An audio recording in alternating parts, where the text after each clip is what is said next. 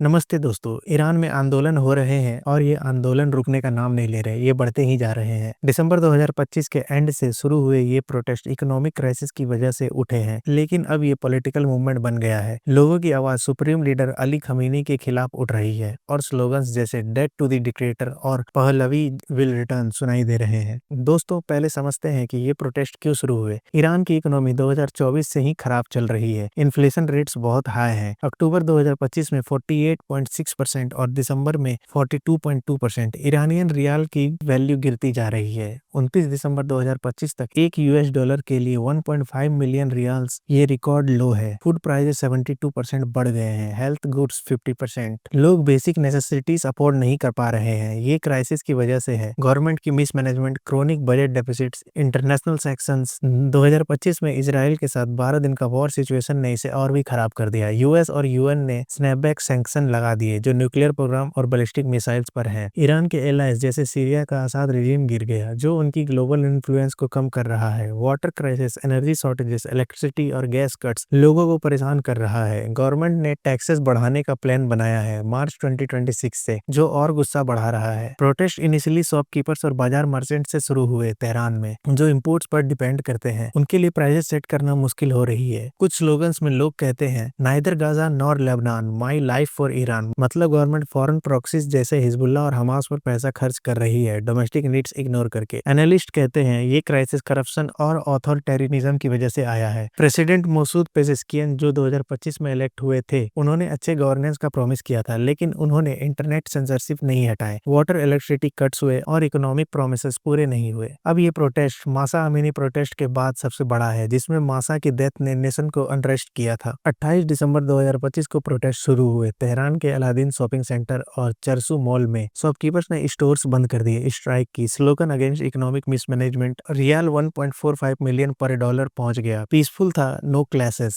29 दिसंबर दूसरा दिन, protest grand बाजार तक पहुंचे। क्राउड्स ने आजादी फ्रीडम चांट किया। सिक्योरिटी फोर्सेस ने टीयर गैस यूज किया। प्रोटेस्ट दूसरी सिटी में फैले, जैसे किस्म, Zanjan, Hamadan. Slogans death to the dictator, Seyyed Ali will be toppled this year, Pahlavi will return. एक वीडियो वायरल हुआ जिसमें प्रोटेस्टर्स रोड पर बैठा और सिक्योरिटी फोर्सेस को चैलेंज कर रहा है, टैंक मैन जैसे 1989 तियानमन स्क्वायर में हुआ था। 30 दिसंबर तीसरा दिन, स्ट्राइक। तेहरान के सोस, मोलावी, इस्फहान के नक्श ए जहान स्क्वायर तक हैवी सिक्योरिटी डिप्लॉयमेंट। गवर्नमेंट ने 11 प्रोविंसेस में क्लोजर ऑर्डर किए कोल्ड वेदर के नाम पर। टीयर गैस इन तेहरान और मलाड। यूनिवर्सिटीज ज्वाइन हुए, अमीर कबीर, बेहिस्ती, सारिफ एक्सेट्रा। स्टूडेंट्स ने डेथ टू खमीनी चैंट किया। प्रेसिडेंट पेजेस्कियन ने डायलॉग की बात की, लेकिन प्रोटेस्टर अनसेटिस्फाइड है। 11 अरेस्ट इन तेहरान, 5 स्टूडेंट डिटेन्ड। 30 दिसंबर चौथा दिन, प्रोटेस्ट इसाफहान, किरमानशाह, फासा में हुए। पुलिस ने लाइव एम्यूनिशन और टीयर गैस यूज किए। एक प्रोटेस्टर महादी समावाती फासा में मारा गया। अमीर हिसाम खुदस्त में मारा गया। गवर्नमेंट ने उसे बसीज मेंबर कहा, लेकिन फैमिली प्रेशर आया। गवर्नमेंट ने नेशन वाइड शटडाउन ऑर्डर किया 21 प्रोविंस में कोल्ड वेदर का बहाना देकर। लेकिन एनालिस्ट कहते हैं प्रोटेस्ट स्टिफल करने के लिए है। Slogans death to the dictator, mullahs must leave. 1 जनवरी पांचवा दिन, तेहरान के फ्रूट मार्केट में वर्कर्स ज्वाइन हुए। डिस्ट्रीब्यूशन बंद, टीयर गैस यूज हो रहे हैं। प्रोटेस्ट मारवदस्त, मसहाद, लोरिस्तान जैसे माइनॉरिटीज एरियाज में हुए। लोरडेगान में क्लैशेस हुए, एटलीस्ट 3 लड़के मारे गए। टोटल डेथ अभी 6 से 7 रिपोर्टेड है। ये प्रोटेस्ट अब रूरल एरियाज में पहुंच गए हैं जहां वायलेंस बढ़ रहा है। Government response.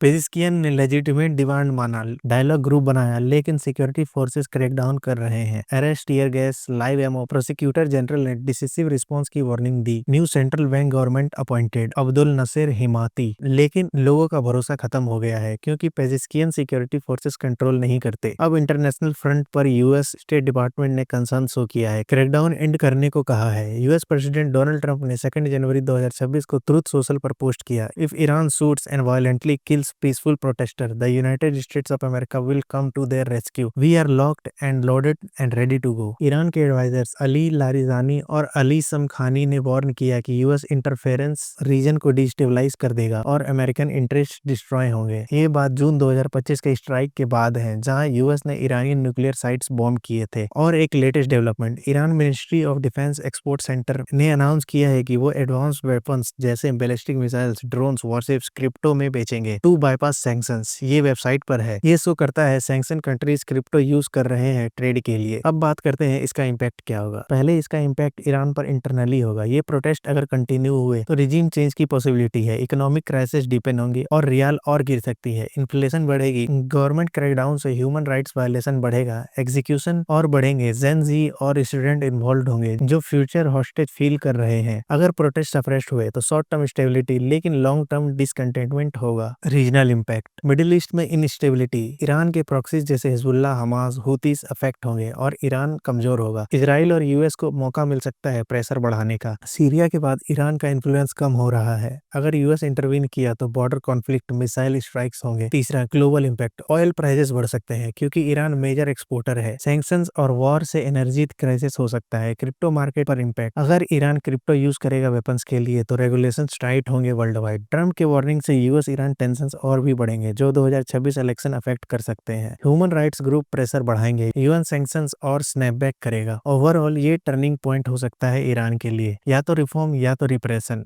दोस्तों, ये था ईरान प्रोटेस्ट का फुल ओवरव्यू। उम्मीद है आपको इन्फॉर्मेटिव लगा होगा। क्या आपको लगता है कि ये रिजीम चेंज होगा? कमेंट्स में बताओ। और अगर वीडियो पसंद आया तो लाइक करें, शेयर करें और चैनल को सब्सक्राइब करें। हम मिलते हैं आपसे अगले वीडियो में। धन्यवाद। जय हिंद।